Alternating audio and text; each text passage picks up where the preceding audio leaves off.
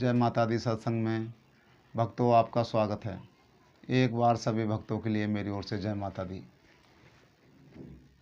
दोस्तों, दो मित्र बहुत अच्छे से रहते थे, इतना प्रेम करते थे, खाना एक साथ खाते थे, सोते एक साथ थे, जाते एक साथ थे। उनकी दोस्ती, उनकी मित्रता एक सराहनीय थी। दोस्तों, कुछ समय उनका गरीबी का साथ था। दोनों ने प्लान बनाया कि कोई बिजनेस करेंगे। बिजनेस के सहारे दोनों भाई साथ साथ भी रह सकते हैं और समय भी टलता रहेगा। दोनों भाइयों की मंजूरी हो गई और दोनों ने मिलकर मित्रता और बिजनेस कर दिया। बिजनेस कारोबार में उन्हें इतना मुनाफा होने लगा कि उनका जो बिजनेस था वो बड़े बड़े शहरों से, विदेशों से उनका माल आने लगा और जाने लगा। उनके पास इतना पैसा हो गया कि समुद्र में जहाज़ों में बैठकर उनका नाम चलने लगा। बड़े बिजनेसमैन हो गए वो। दोस्तों, मित्र ने ज़्यादा पैसा होने के समय से जब वो अपने बिजनेस का पेमेंट वापस लेकर आ रहे थे, एक मित्र के अंदर से बेईमानी जाग गई और उसने कहा कि अगर ये मित्र ना होता तो ये सारा पैसा मेरा होता।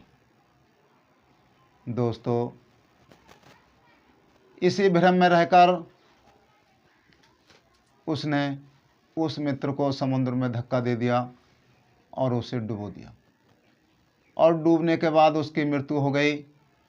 और उस मित्र ने वापस आकर उस मित्र के घर परिवार में कह दिया कि तुम्हारा बेटा समुद्र में डूब गया और मैंने बहुत प्रयास किया और मैं बचा नहीं पाया। परिवार वाले कोई फ़र्क नहीं रखते थे, वो उसे भी अपना बेटा मानते थे और उसे भी अपना बेटा मानते थे। उसकी बातों का भरोसा कर लिया और हमेशा जीवन चलने लगा।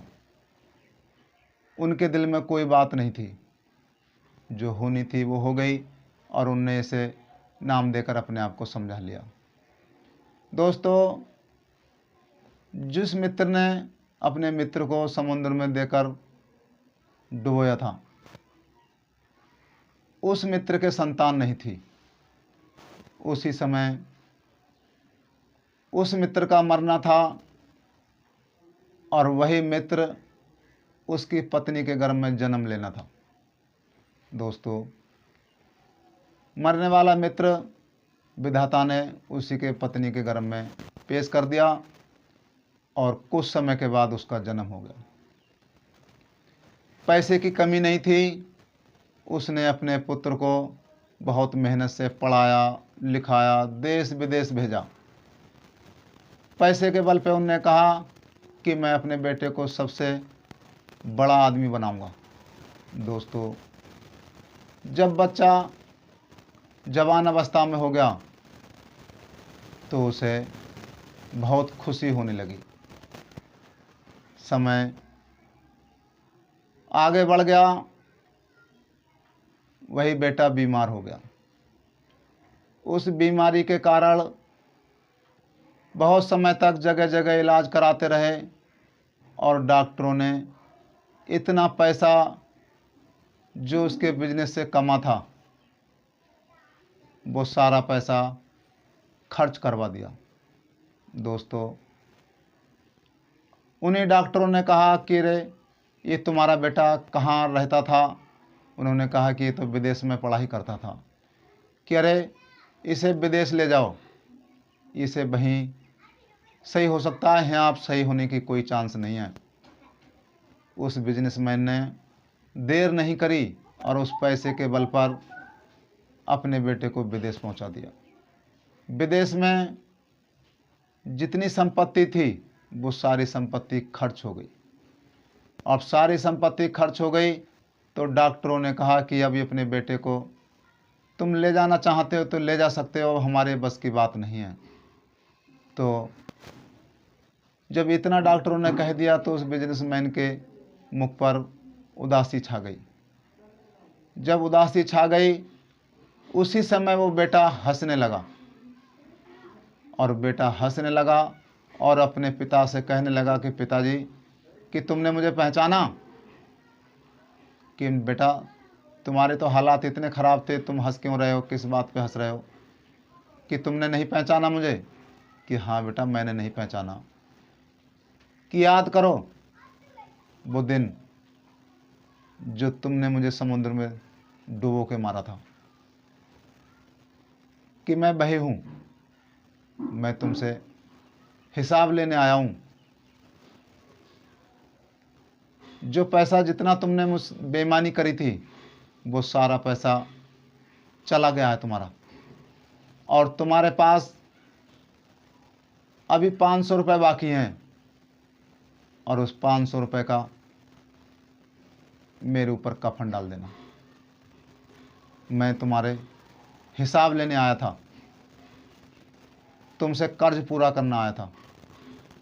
तो दोस्तों हमेशा याद रखना कि संसार में हम एक दूसरे का कर्ज उतार रहे हैं, हम एक दूसरे का भार उतारने आए हैं जो हमारे जीवन में पिछले जन्म और इस जन्म में जुड़े रहते हैं, जिससे कहते हैं कि अरे हमारे पिछले जन्म में कौन से कर्म थे जिस कर्म से हमें ये सज़ा मिलती है। तो दोस्तों संसार में सब एक दूसरे का बोझ हैं, एक दूसरे का भार उतारते हैं, एक दूसरे को जो जिसके साथ होता है ये सब एक दूसरे के कर्जबंद हैं। तो दोस्तों संसार में है कोई किसी का नहीं है, संसार में सब एक दूसरे का बराबर करने आए हैं, सब अपना अपना कर्ज का सब अपना सूद ब्याज ले रहे हैं।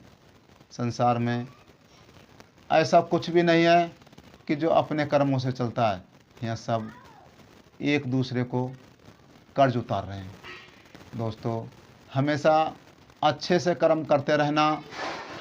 पिछला जन्म तो नहीं समझ पाए तो जैसा भी कट गया, इस जन्म में आपको अच्छी सीख, अच्छे वचन, अच्छी शिक्षा आपको मिलती है तो आप ज़रूर ग्रहण कर लें, और जीते जीते अपने कोई ऐसे कर्म ना करें जो अगले जन्म में तुम्हें उतारना पड़े, अगले जन्म में तुम्हें देना पड़े।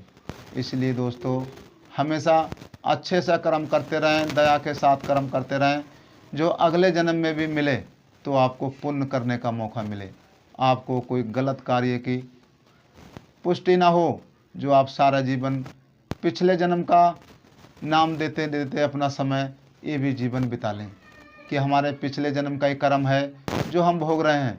मित्रों ऐसा नहीं है। दोस्तों इस जन्म में आपको सीख मिली है तो आप समझ लो, इस जन्म में आप गुरु के सहारे, अच्छे मित्र के सहारे, दोस्त के सहारे, माता पिता के सहारे अच्छा ज्ञान, अच्छी सीख, अच्छा धर्म आप ज़रूर ग्रहण कर लें कि जिससे इस जन्म में कोई गलती ना हो। इस जन्म में अगर गलती होगी तो फिर आगे जन्म के लिए पुष्टि हो जाएगी। तो दोस्तों मैं आपको यही समझाना चाहता हूँ कि हमेशा धर्म के कार्य के लिए कभी देर ना करें और अधर्म के कार्य के लिए कभी जल्दी ना करें। दोस्तों हमेशा बुरे कर्म हमेशा सोच के ही करें और अच्छे कर्म के लिए कभी देर ना करें। दोस्तों मेरे वचन आपको सत्य लगते हों तो एक बार कमेंट में जय माता दी ज़रूर लिख देना।